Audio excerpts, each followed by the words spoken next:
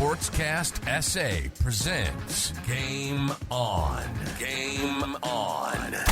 South Australians' destination for everything sports. Local, national, and international sports. AFL football, soccer, basketball, golf, baseball, tennis, cricket, and any other sports played in this wide world. And we're going to have a blast doing it. So sit back, relax, and let's do this thing. Welcome to Game On.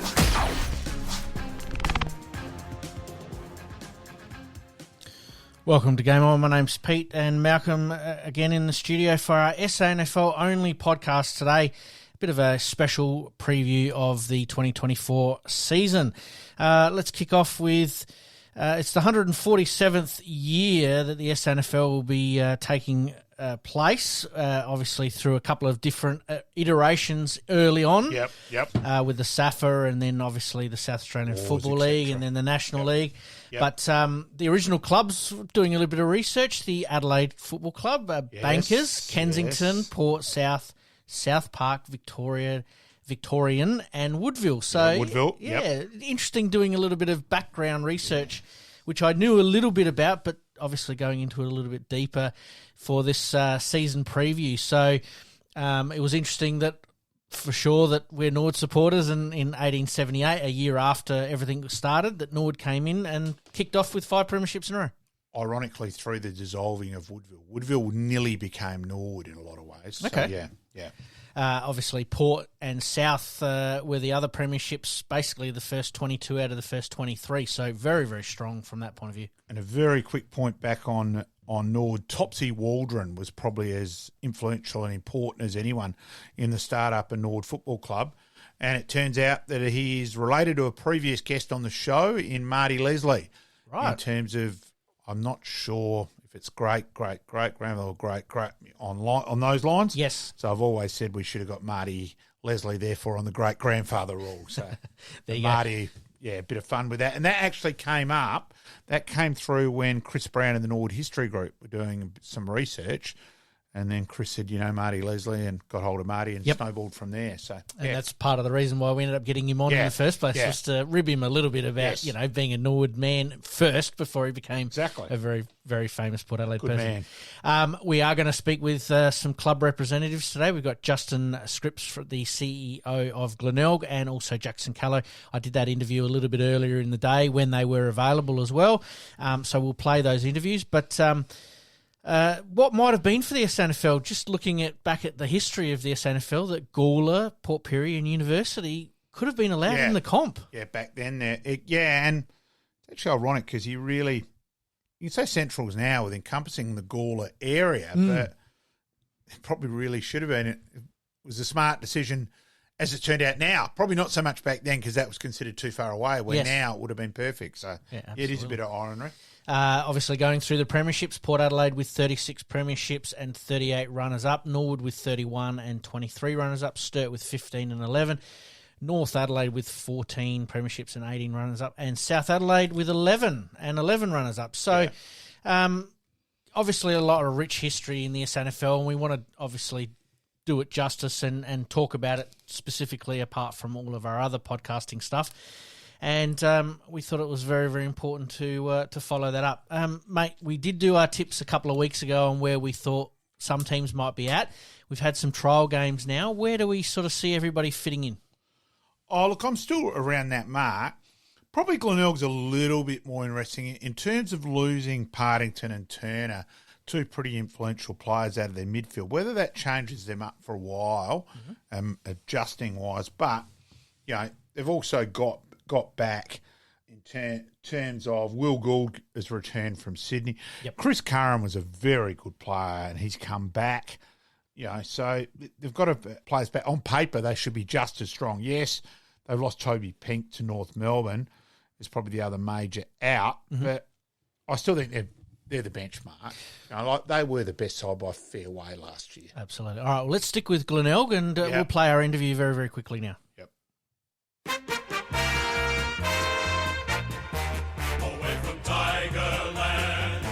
Fighting fury, we're from Tigerland.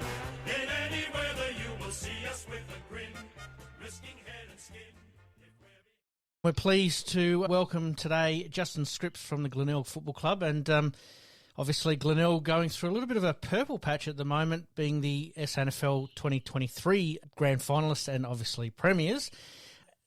Mate, thank you for joining us, and where Glenelg at this year, because it's a pretty scary thought. Yeah, thanks, Pete, for having me.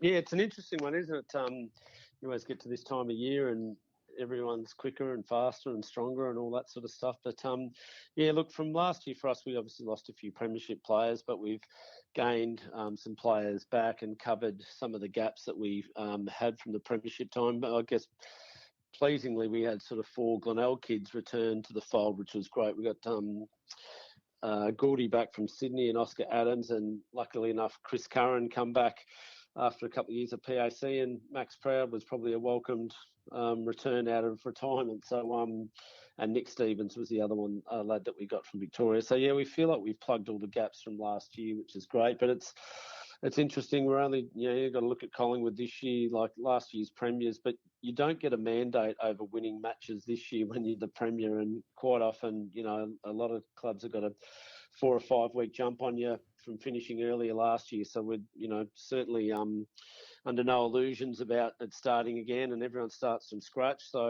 and we become the hunted now as well. So that'll be a challenge for us. You certainly took the words out of my mouth there that you guys will be the hunted this year. But obviously, your success over the last 4 or 5 years is probably something that when you go back and look at Glenelg as a club, you've won the Stanley Lewis Trophy in 2019, 21 and 23. That means that everything's just falling into place through all of your grades, and it makes a bit of pressure, I suppose, for the league spots and reserves winning the premiership last year as well. Yeah, and it's an interesting one. I guess you'd take the footy club back, 8 years ago. We were rattling the tin to try and work out where we could keep the doors open. And then, recent history is that we haven't had much premiership success for a while. And I guess what we're seeing now is the outcome of a lot of hard work that our board and a few of our key people have done here over the last, 5 or 10 years to get ourselves into a position where we've got that depth of players. And, we've invested quite heavily as a footy club into leadership development, and that's throughout the business, but, also with our playing group and particularly our junior kids coming through. So we're starting to see the fruits of that labour, which is encouraging. Absolutely. Any themes for this year? Because obviously, you want a bit of hunger still to be in the belly of the players who have won a premiership, and obviously, you want to get that hunger back almost instantly. Is this something that's driven by the leadership or the club, or a bit of a big mix of both? Yeah, look, it's a mix of both. I think, right, I remember back to a BNF last year, and this is quite aspirational, but at the end of the day, if we were to have some success this year again, this team or this club could potentially be the greatest Glenelg team of our history. Not once have we won 3 premierships in 6 years, and obviously Stanley H. Lewis 3 out of the 5 years. So that's something, I guess, aspirationally that has motivated the playing group. And I know, I think there's 7 boys potentially, if we were to go again, that would be 3-time premiership players. There's only Peter Carey that holds that record at the moment. So that's definitely the driver. And I think, there's always a risk of complacency, but, our leadership group have been really big on coming back and, I guess just growing every day and getting better every day that they're here. And I'm seeing no signs of that complacency, which is great. Now, you mentioned a little bit earlier on about some player movement. How do you deal with that as a club? Because it seems like there's an excessive amount of movement through the SANFL, obviously, because you're sort of the in-between, aren't you? Because you've got players that you're trying to get drafted to the AFL. You've got players that have obviously played for a little while and have been there for quite some time, and you're trying to bring in new players. How do you find that, that transient nature as a club, and how you deal with that best practices?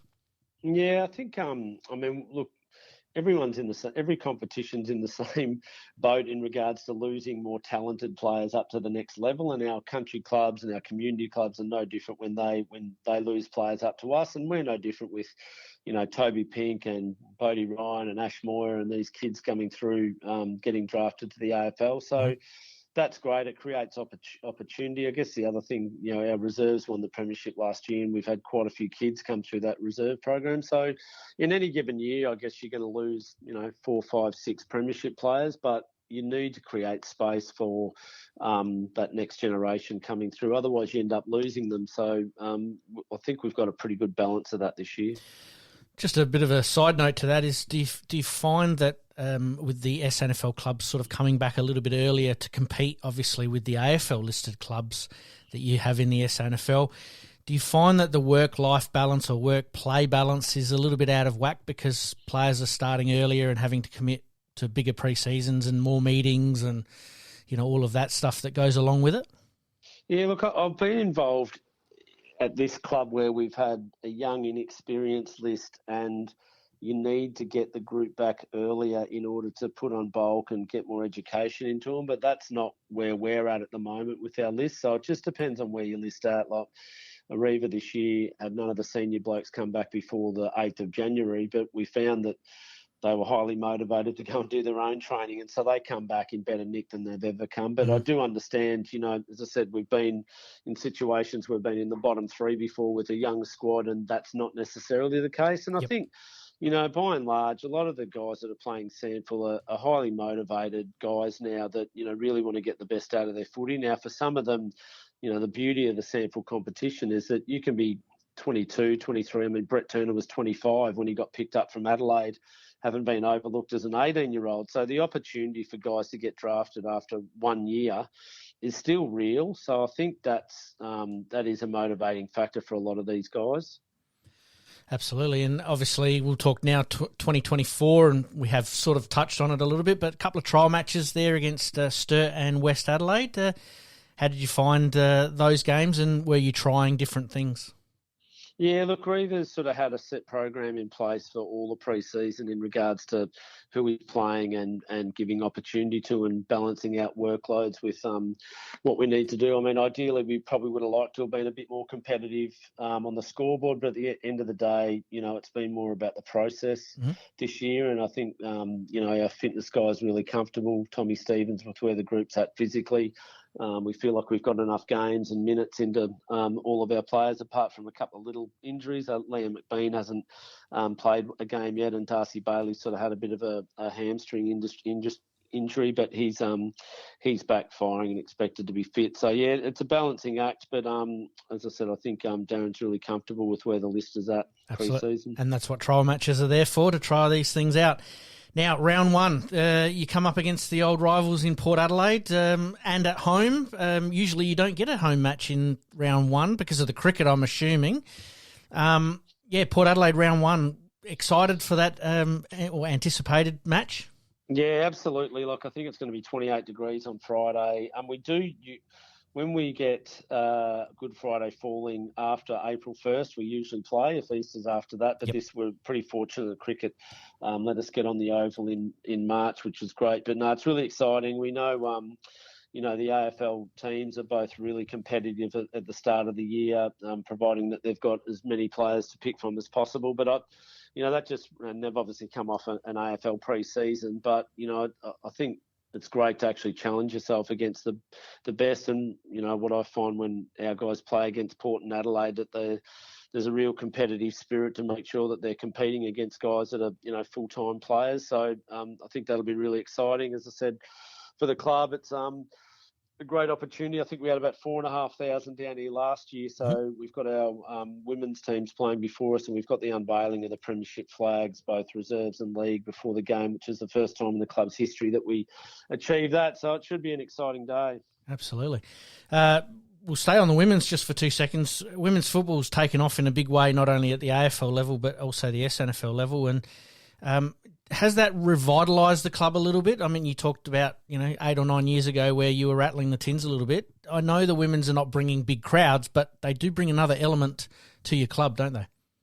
Yeah, look, we've loved having the girls involved. It's just, it's quite, they're quite exuberant in the way that they approach their footy. It's different to the men's. But the thing that I love about the women's is that the girls they're sponges, and they just want to replicate what our boys are doing. And there's a real willingness to learn and grow and get better. And look, they're at a different stage, and we know that they've got to start from somewhere, and it's building that. But culturally, our boys and our girls group are really well aligned. We had a leadership camp about a month ago now where we got both groups together with our footy exec and coaches, and so we had about 30 people there, and that was just really great to make sure that we're setting ourselves up for the season in regards to that. So no, the girls have certainly been great.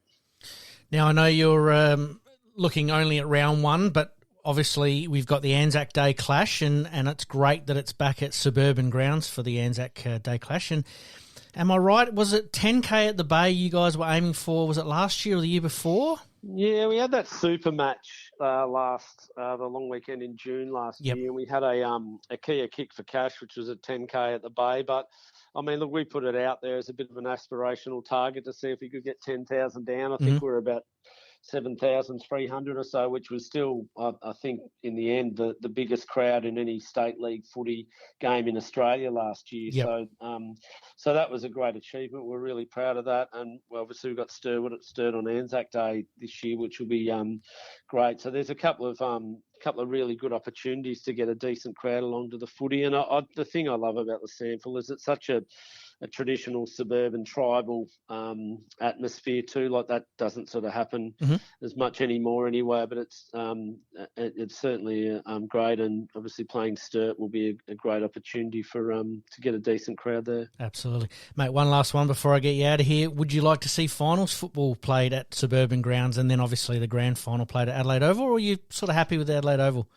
Yeah, I think commercially and from an atmosphere point of view, I think it'd be great to have those first couple of weeks back at suburban grounds. I guess if you asked all the players, they don't get to play on Adelaide Oval very often, so I'm sure most of them would say that they'd love to play on Adelaide Oval as much as possible. But I think to get 8 or 10,000 to a suburban ground for a finals games would be pretty special as well. So I'm not sure that we're going to get 100% alignment from everyone or whatever decision happens with that, but yeah, it'd certainly be a great atmosphere. Well, I meant local suburban clubs is what it's all about, and if you can tap into those and get them to come along to those finals, and if you're at your local club, it's benefit not only for the club financially, but I think for the community in a whole. So, mate, thank you very much for joining us today. Obviously, Port Adelaide in round one, we wish you the best of luck there and the best of luck for the remainder of the season. We might touch in with you at some stage during the season or maybe just before the finals and see how everything's gone. No worries. Thanks, Pete. Thank you very much, Justin. All right, we thank Justin, obviously, for his time there. And, talking about Glenelg. Glenelg, obviously, in 2023, 15 wins, 3 losses, and obviously are premiers as well. And as you mentioned as well, that they've recruited relatively well. And it was just interesting to speak with Justin, obviously, about the demands of SANFL footballers and where they're at, and right at the end about playing finals potentially at home grounds or suburban grounds. I think that should come in. I've advocated that for a long time now. Well, I think Glenelg's forward line too last year was better than everyone else's. With Reynolds, Hosey, and the big fellow, the captain. So I just think they're the team to beat. Absolutely. All right, we move on to Sturt, who finished second last year with 14 wins, 4 losses, and obviously losing in the grand final to a pretty red-hot Glenelg at the time. Battersby, obviously, very, very important for Sturt and Voss as well. Do we see this being almost I know nothing's guaranteed in any form of sport, but do we see these two teams as probably the two leading ones at the moment? Yeah, I do. I think they've recruited very well. Will Snelling, I think, coming back from Essendon. I know West Adelaide were very, very disappointed that he didn't go back to the Bloods, but I think he's a huge pickup. He'll be a class above SANFL. Perez, I think, from North Melbourne's got the ability to have an impact. Same thing with Confidey from Essendon. So I think they've recruited very, very well. For what they've lost as well. And that was the other thing with Justin we were talking about with Glenelg, with the transient nature of teams turning over a lot of players through various reasons. It looks like Sturt have not lost too many and also gained a few as well. So they've lost Patrick Wilson to West Adelaide. Yep. Well, the family. Family connection. Yep. And Marty Frederick's gone to Claremont. He probably started off last year with a bang and fell away a bit. Didn't have a great final series, so I think Sturt are going to be around the mark. Absolutely. All right. We move on to Central Districts. Central's finished 4th last year, 9 wins, 9 losses. Obviously 1 win and 1 loss in the finals. Harry Grant, obviously the reigning Magarey medalist, but was also instrumental in their club best and fairest as well. I had a fantastic year. He did. Are we surprised he didn't get picked up as an AFL? I am. I thought recruit, yeah. I thought he would have definitely got picked up personally. I rate him big time. And James Dixon, a very, very happy player sponsor, great bloke, fantastic dogs man. So the famous butcher and that Jack Callanan. So Ian Callanan's sons, from coming out from Tassie Devils, and he's probably doing an audition effectively. Just missed out getting drafted. A lot of people thought he would have. Yes, misses out. Well, he's now before other clubs, which I think a lot of Tasmanians will still do the next few years. Yep. They've also picked up Cade Dipmar from East Perth, Jake Gasper, Port Melbourne, Wilson Barry, Brisbane Lions. So they have recruited reasonably extensively through Mark Ross's connections. They've lost a few. Justin Hoskin, played his milestone game and then retired the last year's finals. Chris Olsen's gone back to Tea Tree Gully. So, they've lost a few with Dylan Weaver, Fletcher Carroll, Will McCabe is a loss, but he didn't actually play as a kid. So it's a hard one, one to really say that with him and Liam Fawcett, who I rate highly. He's gone to Richmond. I was impressed with him last year, commentating him in the junior ranks. So while they've lost a bit, I think they've gained a fair bit as well. And I'll be surprised if they don't play finals again. Centrals were the surprise packet last year. Yeah. We weren't quite sure what they were going to do last year, but they unearthed some very, very good talent as the year went on. Harry obviously had a fantastic year.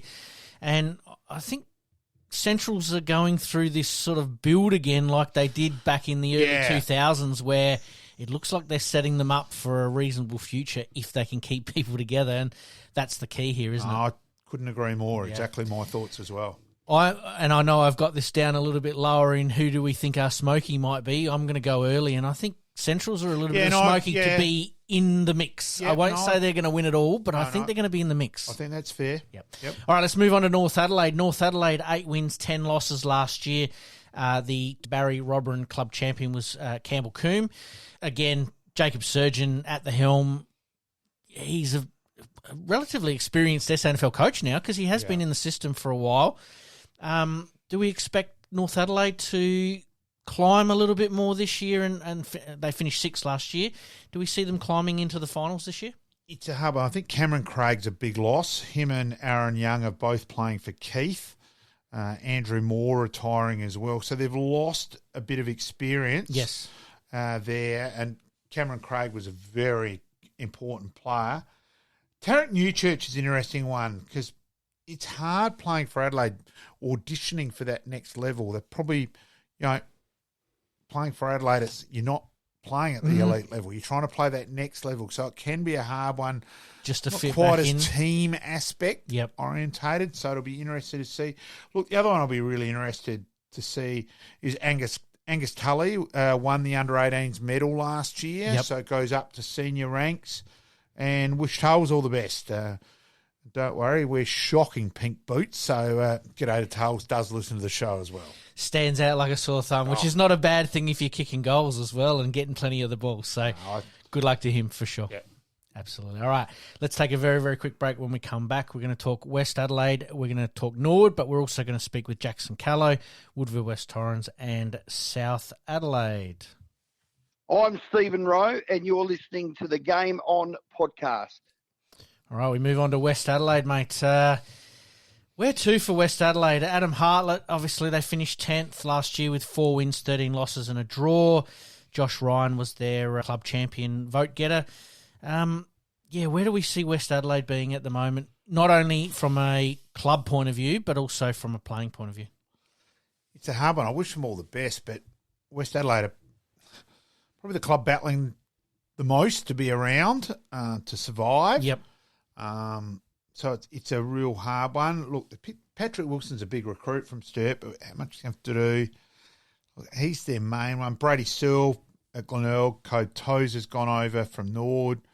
Lachlan Williams in Counter Bay. Look, it's probably more fringe stuff around the edges. Whether they kick on, they did have a bit of depth in the juniors last year, so I was going to see how they go. But yeah, West Adelaide do worry me a bit. That was where I was going to go. They do worry me a little bit, but. Look, they did have and I know it's only trial matches, and obviously speaking with Justin Scripps about the trial matches, and that they are trial matches for trying things, but they did have a positive win against Glenelg.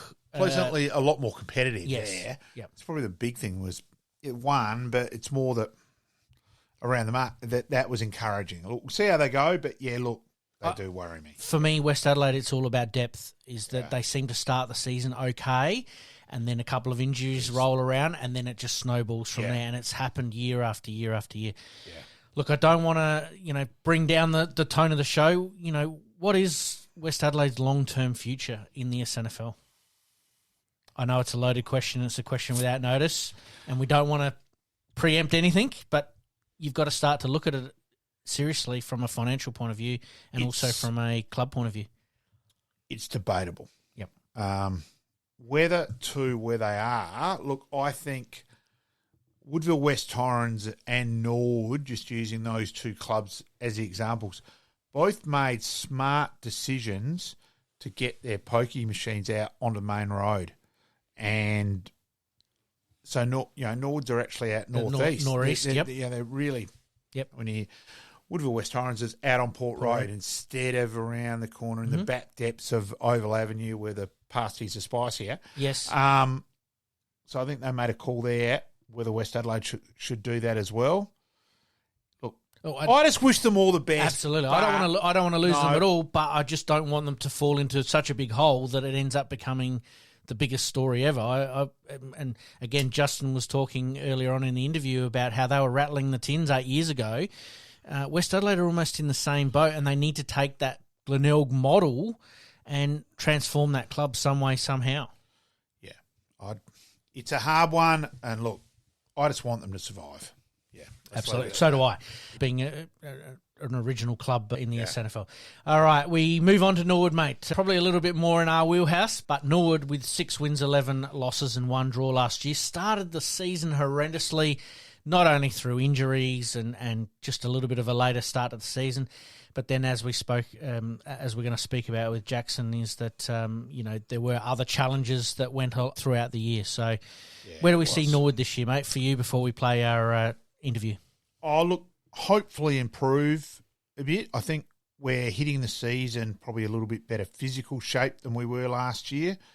Harry Boyd, is probably a worry. Hopefully comes up okay. The loss of Nick Rokar, who was obviously club champion last year, I think is enormous as well.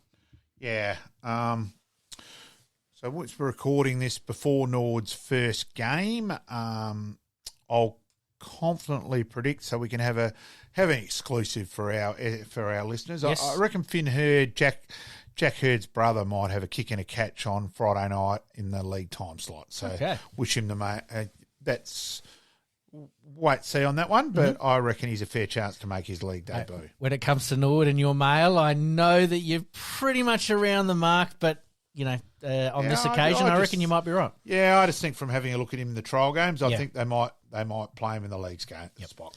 All right, let's play that interview with Jackson Callow.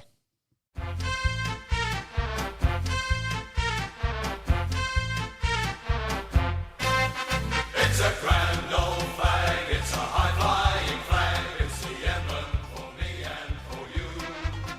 It's the emblem of the team we love. And we welcome Jackson Callow from the Norwood Football Club to talk all things SANFL in our SANFL only podcast for the 2024 season. Welcome aboard, mate. Thanks for joining us. Thanks for having me, boys. Let's just start off with an interesting journey. We'll start off with you personally before we talk about Norwood and the year ahead. But you personally, you've been a bit of a journeyman as far as football goes. You've started in, obviously, Tasmania, and then you ended up at Hawthorn, and then at Norwood, and then back to Hawthorn. Yeah, so it has been a bit of a long journey, and I'm only 21, so I'm still young, but I moved over to Norwood when I was 18 into school, and was here for 6 months. Unfortunately, got picked up to the Hawks, and then made my way back here after I was delisted at the end of 2022, and now we're into the 2024 season, and I'm still loving being in the red and blue. Absolutely. Well, we'll start off with the red and the blue. Obviously, Norwood, home of the Redlegs there. What's it like playing under lights at Norwood? Because you are playing, obviously, Sturt in round one, and there's nothing like a night game at Norwood Oval. Oh, it's a real feeling. I mean, my first game for Norwood was 2021 Thursday night game against Port under lights, and that was one of the most amazing games and atmospheres I've been a part of, and I can't wait for this Thursday night to take on Sturt there. I know we've got a good rivalry against them as well, and I'm sure there'll be plenty of fans there, and certainly some new boys putting on the colours as well, so that'd be awesome for them to experience that. Absolutely. Well, obviously, season 2023 got off to a bit of a slow start. It wasn't the ideal thing from a Norwood supporter's point of view, and I'm one of them, and my co-host Malcom, who's not here at the moment, is as well. And it's interesting that the club really had to come together in some adversity in 2023. Oh, we did. We had a lot of challenges thrown at us through the year, and I think personally only made the club stronger. And we've gone away and we've learnt from a couple of mistakes last year, and we're ready to go this year. I think we've got a really good pre-season. We're all really fit. We've got a lot of boys on track, not many injuries. So I feel like, we're in a different spot to where we were at the start of 2023. And to be honest, I think we're more confident than ever with the playing group we've got and the senior coaching group we've got. So, can't wait. Absolutely. Well, obviously 2022 was a big year for the Norwood Footy Club, winning the premiership. Not the start they wanted last year, but 6 out of the last 10 Norwood won, and really put a lot of clubs on notice leading into the finals. It was a good build-up for this year, and I know that there's been personnel changes, but does that give a sense that the club, is ready and raring to go for 2024?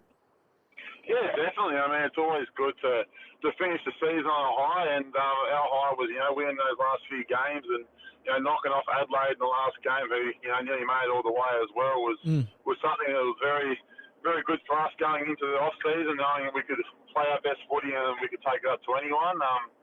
I think, going into pre-season, we knew that if we had a good pre-season, got fit, then we're going to put ourselves in pole position for the year ahead, and I think that's what we've done. So all the hard work starts to pay off now, hopefully, and we get into it Thursday. Absolutely.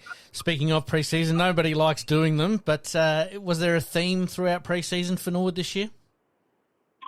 I think it wasn't necessarily a big theme, but it was great to see just everyone on track and not missing a session. I think all the senior boys as well, come back earlier than what they had to, and just everyone was so keen and brought into the program, and we had an amazing camp away, during the pre-season, and that brought us even closer together. And we got a lot of new coaches and a lot of new players at the club, and I think that they definitely learned the values and what it means to be a Norwood person, and I feel like that's put us in a good position right now. Obviously, Twig is the main man, but you've got a few new assistant coaches. Is that good for, just bringing a bit of freshness about the place as well? Oh, it definitely is. I mean, we always had a good coaching group, but, lots of Jed Pfeiffer and Shane Hickey and boys like that have come in to help us and bring more experience. It's only beneficial for the group, and, I feel like everyone's built a good connection, and, it's just working well together, and hopefully we can bring that out in the season ahead. Absolutely. Well, you've done all the pre-season, you've done all the hard work. You then get your opportunity against North Adelaide there in a trial match, which was at 9 a.m. in the morning on an absolute stinking hot day. How did the boys pull up from that? Oh, look, to be honest, I think we embraced the challenge really well. We knew it was going to be hot, and it was a credit to the SANFL and to both the clubs to get the game to even happen. Yeah. In the first place at the heat. But I think it was a great start to our year. We come out and we're finally able to put what we've been practicing on the track in the real situation. And we took away a lot of learnings from that, and a lot of boys, started to get the taste of what league footy's like. And I feel like that's just boosted everyone's confidence. And then, we took that down to South Adelaide, had Nollunga the week after, and we both put in two strong, good performances in reserves and seniors, and I know it's trial matches. It's not something you can really take a bit of form out of, but it's definitely given us a lot of confidence in what our pre-season's been like for us to take into the start of the season. And that's what trial matches are all for, is to try these things out and try some new players out. And it was a little bit gentler as far as conditions go down at Noarlunga, and good win down there for sure. Yeah, it definitely was. It was the first time I've been to Noarlunga. It wasn't really windy, so it made the trip a bit more enjoyable. Absolutely. Mate, I have to ask, as a SANFL player these days, you've sort of been involved with the AFL and the SANFL a little bit. Do you find that the pressures of SANFL football are getting, or the demands of SANFL footballers are a little bit more than usual, or more than because you've got the AFL teams in the SANFL? I feel like it is a little bit. I mean, we're playing in a semi-professional competition, so I feel like not anyone can just rock up and play. So I feel like the demands of a SANFL footballer are pretty high, especially with having to work, a full-time job. Probably most boys do as well. Yeah. So I feel like the level of the demand that we've got at the moment is probably what we deserve and need to keep ourselves in a condition that we're able to go out there on game day and perform, and also back it up week after week. Absolutely. Obviously, the club has aspirations of playing finals this year, but, it's one game at a time, all those cliches. But, I'm sure that would be a goal for Norwood, obviously, this year, coming back after, a bit of an indifferent 2023, and to prove a point to a few people around the place that Norwood are still up the top of the ladder. Oh, exactly right. I mean, we're just going to take it one game at a time, like you said. But no, we have high aspirations as a group. We know that we can do anything with the group that we've got and the list that we've got. So, when it comes out to Thursday night, that's what we're worried about at the moment. We'll see what happens there, and we'll just take it week by week and hopefully build something special throughout the year. Absolutely. I know you don't probably look too far ahead, but your first 4 or 5 matches are quite interesting because you obviously play Sturt in round 1 and then Glenelg, the reigning premiers, in round 2. Then you have a little bit of a bye for the state game. And then, obviously, you're away, I believe, up in the country, and then you end up playing Port Adelaide. So it's not an easy start. Well, yeah, I feel like it might not seem like an easy start, but it's probably the best start that we could be offered. Like, to come up against Sturt at home and the reigning premiers, like, why not take them on and prove what we've got? And it's going to be the best challenge for us. And then, fortunately enough, we get to go away to play West Adelaide each year, and that's going to be an amazing trip. And then also round 4 against the main rivals in Port Adelaide. So I feel like it's going to be a tough first 4 weeks, but no better challenge than to take them all on and show what we've got. Gives you a good chance to see where you're at and where everyone else is at in the scheme of things. So, mate, you've obviously played 13 games for Norwood with 20 goals. I hope that you add plenty of more goals to that this year. Wishing you, yourself personally, and also Norwood, the best of luck for 2024. And one last one to get you out of here on, mate. Being from Tasmania, how good is it that the Tasmanian Devils have succeeded 150,000 new members? Oh, it's awesome. It's awesome to see it. Everything's going ahead. And, the Tassie boy growing up and, representing the map in my younger years, it's awesome to see, and something, even we didn't think it was going to happen. So, it's awesome to see that. I've already jumped on the bandwagon and got myself a membership. So, it's cool to see everything unfolding down there. And thanks for having me on the podcast, but I really appreciate it. Absolutely, mate. Thank you, Jackson, for your time today, and best of luck for the year. Thanks, mate. Thanks, buddy. Bye-bye. Bye. We thank Jackson for his time there and just giving us a little bit of insight, not only to his playing adventures over the last few years, because he has been a bit of a journeyman, as we talked about, in Tasmania, and then over to Hawthorn, and then over here to Adelaide, and then back to Hawthorn. But he seemed relatively confident, a bit like what you were saying, that they seem in much more physical shape this year, and then obviously Twig, listening to a couple of interviews with him, he feels like they're a little bit ahead of the game, but injuries are going to be the key here for Norwood. Oh, look, but Jackson Callow, purely the fact that he's hitting the season fit, he's, when he came back last year, finally, in terms of had a false start and then managed to get back on the park, just straightens Norwood up, and he's the guy we play mainly through. He's a key player, arguably Norwood's most important player, probably with Boyd and Panos. got to get their hands on the ball in the middle there, and if they can direct it through centre half forward there, then they're in reasonable shape. So I give Norwood a bit of a chance. I think who we've recruited, Ben Simpson, they're very impressed with him pre-season. Mm-hmm. Jordan Boyle gets a bit of the footy who's come over from West Adelaide. Mm-hmm. Looking forward to seeing Alistair Lord and Cooper Murley, who are Norwood juniors that come back from Essendon, from Alistair and from Collingwood.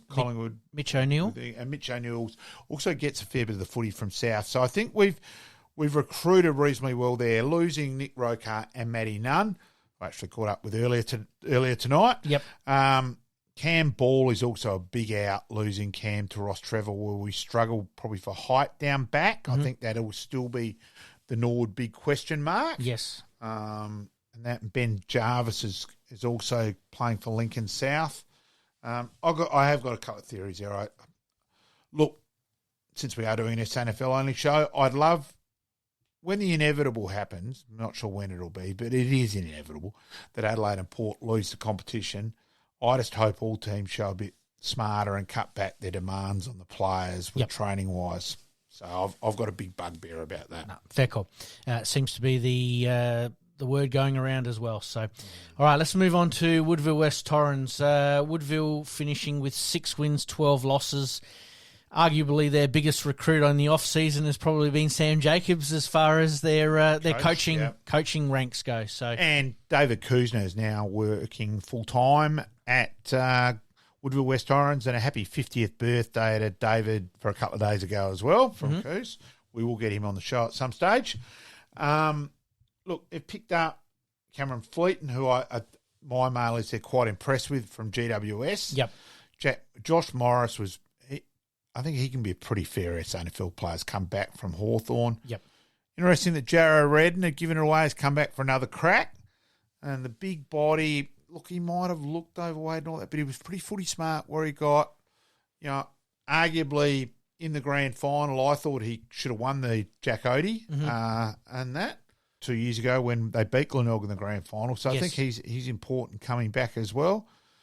They've lost. Jimmy Tumpus is probably it's a bit of a loss. Was significant player down there. Daniel Menzel, important, but he didn't get on the park that much. But when he was there, he was lethal. That was the thing. Yep. Jesse Lonergan had his body was letting him down a bit. He's playing for Athelston, so coaching at Norwood, but he's on Norwood's coaching panel, but going to have a kick and a catch for Athelston when the games don't. Yep. And because Norwood play Friday night games, it means he will play a few. Yes.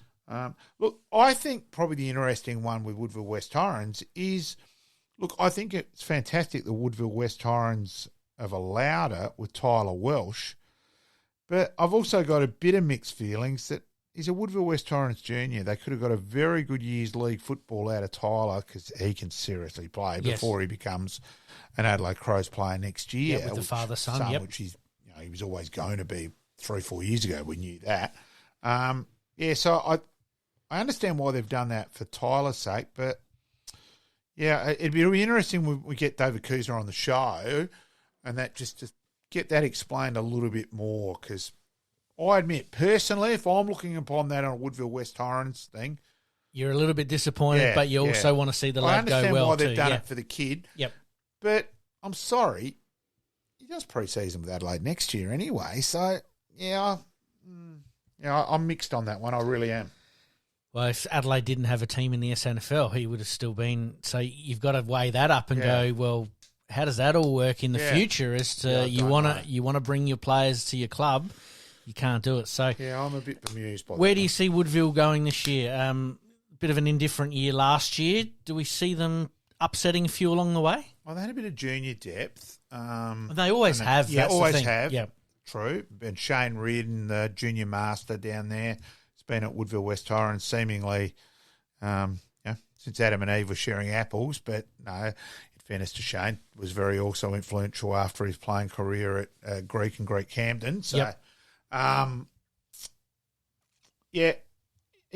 I think the SANFL is always just so hard to predict. It's tight. It's tight, and it's you just don't know. All of a sudden, 2 or 3 juniors go up. Like a Rome Burgoyne goes up, or someone like that, and they get away. And It's just a hard one. It really is. Yeah.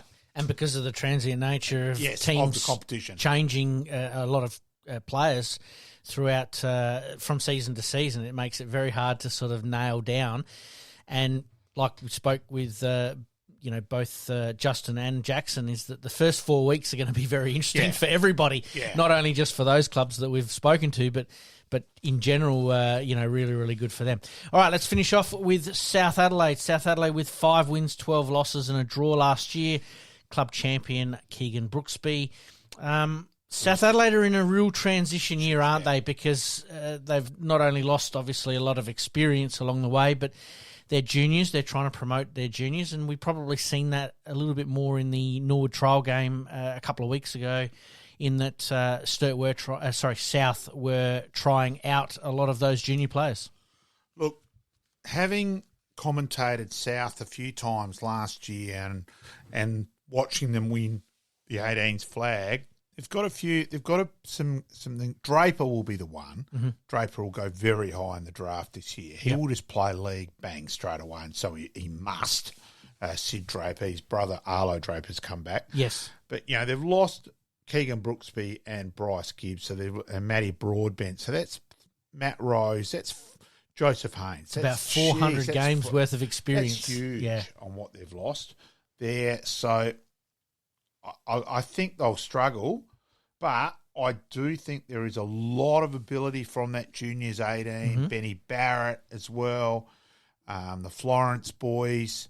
One's still 16s, but I think the other one and that. So I really rated some of their juniors last year. Yep. Bradley in the ruck and that. So I will be following South Adelaide with a hell of a lot of interest just to see how some of those juniors go.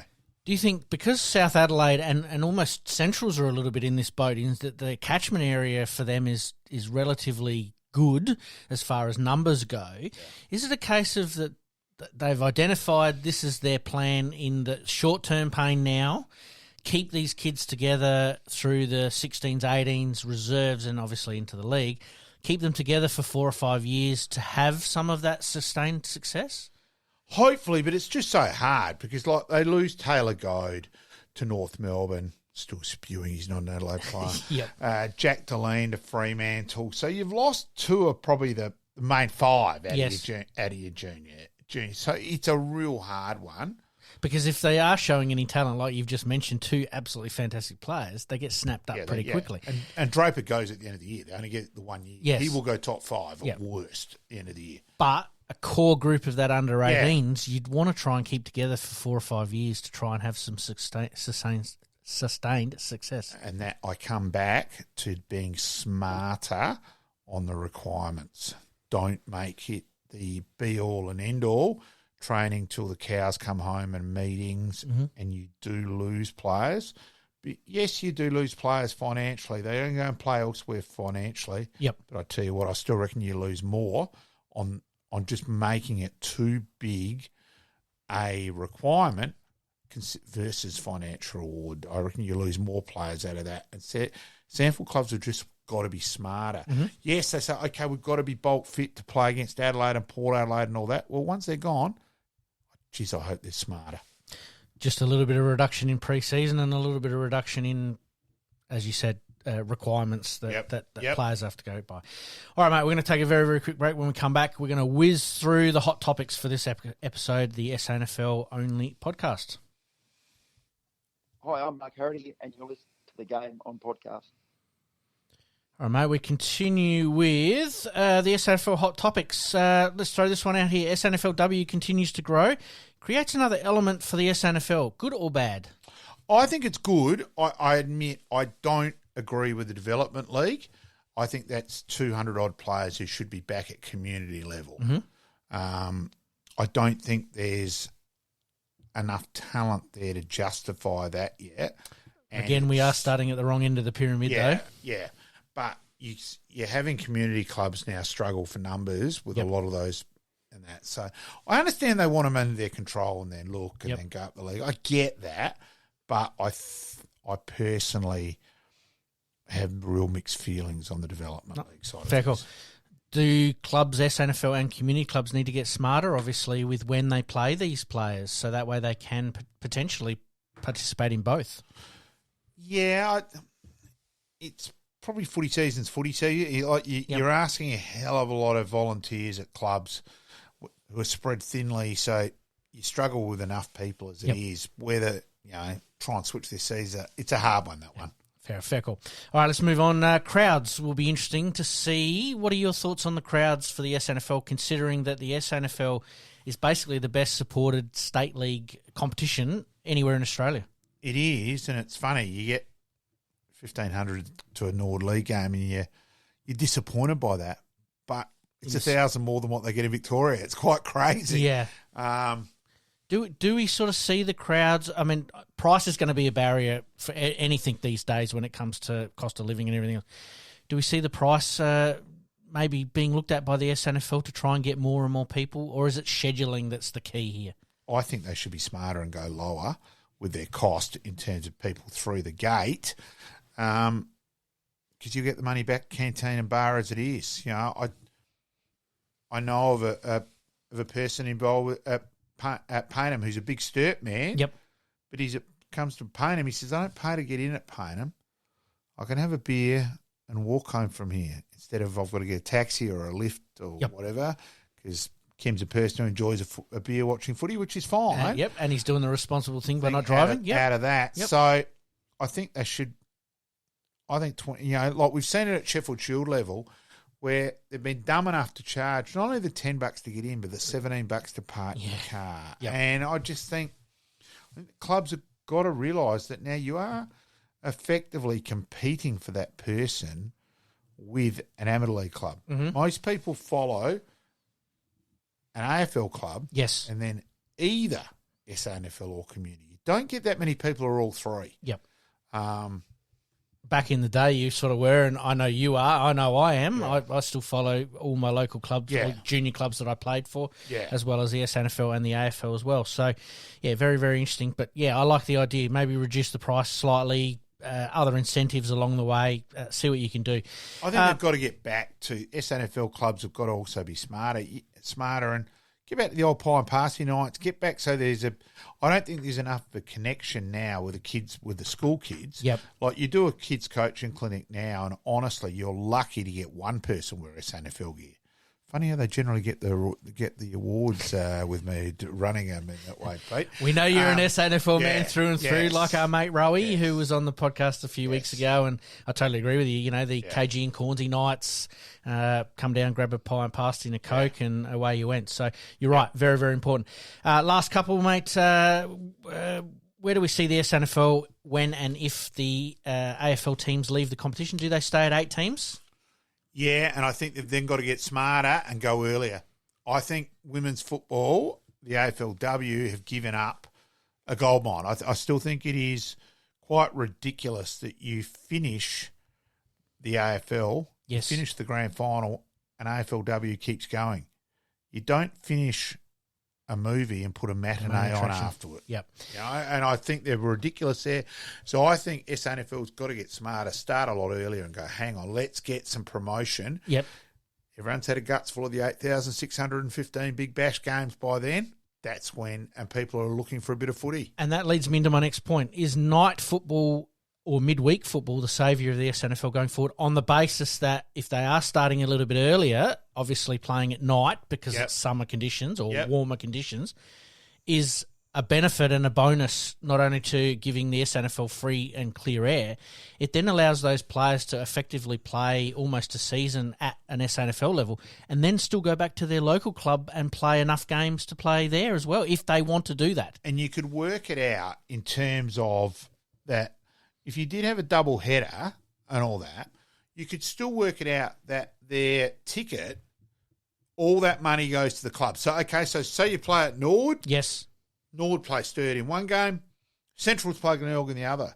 Well, the Centrals and Glenelg people get in with their Centrals and Glenelg ticket. There's ways around that to make sure the club still there. Yep.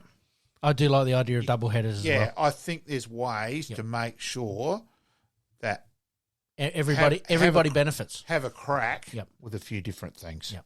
Absolutely. All right, mate, let's finish off the episode. Everybody's probably hanging out by now for our tips for this week. Norwood v Sturt on Thursday night at Cooper Stadium. Hope I'm wrong, Sturt. Hope I'm wrong too, Sturt. North Adelaide v the Bulldogs there at Prospect Oval. Always hard to win at Prospect, but I'll go for Centrals. I'll give Centrals a good chance there. Yeah. I might go for North Adelaide being at Yep. home. The Panthers v Adelaide. At Flinders University, Adelaide as well for me. Montine Oval, the Eagles v West Adelaide. Eagles. Sam Jacobs is going to be one up for the start of his coaching career there. And probably the game of the round for me is at Stratorama Stadium is Glenelg v Port Adelaide. Yeah, I'll go Glenelg. Go Glenelg as well. Mate, thank you very much for our SANFL only podcast. We did put a bit of a shout out to all of the clubs to be involved tonight. We did get a few replies back. We also know that they have been quite busy over the last week preparing for round one as well. But we thank Justin for his time and we thank Jackson for his time today on the podcast. And hopefully with some of those other clubs, we can get them on as part of our normal podcast throughout the year, and maybe an SANFL only segment would be good to sort of add into the football mix throughout the season.